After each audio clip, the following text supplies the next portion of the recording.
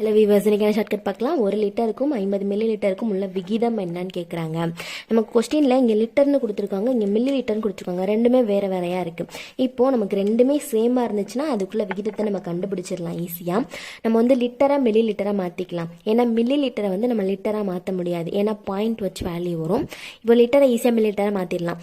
இங்கே வந்து நம்ம நம்பர்ஸை பார்க்கக்கூடாது, நம்பர்ஸை பார்க்கும்போது இதுதான் பெருசுன்னு வரும். ஆனால் நமக்கு லிட்டர் பெருசா மில்லி லிட்டர் பெருசா அப்படின்னு பார்த்தோம்னா லிட்டர் தான் பெருசா, அப்போ லிட்டர் தான் பெரிய வேல்யூ. இதை தான் நம்ம ஈஸியாக சின்ன வேல்யூக்கு மாற்றிடலாம். இப்போ 1 லிட்டர் அப்படின்னா அது வந்து 1000 மில்லி லிட்டருக்கு சமம். 1 லிட்டர் அப்படின்னா 1000 மில்லி லிட்டருக்கு சமம். இப்போ நமக்கு வந்து இங்கேயும் மில்லி லிட்டர் கிடைச்சிருச்சா? இப்போ இந்த 1 லிட்டரோட வேல்யூ வந்து 1000 மில்லி லிட்டர் நம்ம கண்டுபிடிச்சிட்டோம். இங்கேயும் மில்லி லிட்டர்னு வந்துருச்சு, இங்கேயும் மில்லி லிட்டர்னு வந்துருச்சு. ஈஸியாக விகிதம் கண்டுபிடிச்சிடலாமா? இப்போ என்ன பண்ணணும் அப்படின்னா 1000 மில்லி லிட்டர் நமக்கு இருக்குது, இங்கே கொடுத்துருக்காங்க இல்லையா? 1 லிட்டர் தான் 1000 ஆக்கியிருக்கோம். இப்போ 1000 மில்லி லிட்டர்னு இருக்குது, இங்கே வந்து ரேஷியோ போட்டுக்கலாம். நெக்ஸ்ட் வந்து இங்கே 50 மில்லி லிட்டர் அப்படின்னு கொடுத்துருக்காங்க. இப்போ இதை என்ன பண்ணணும் அப்படின்னா 1000/50 அப்படின்னு மாற்றிக்கணும். இந்த ஒரு ஜீரோ கேன்சல் ஆயிரும்.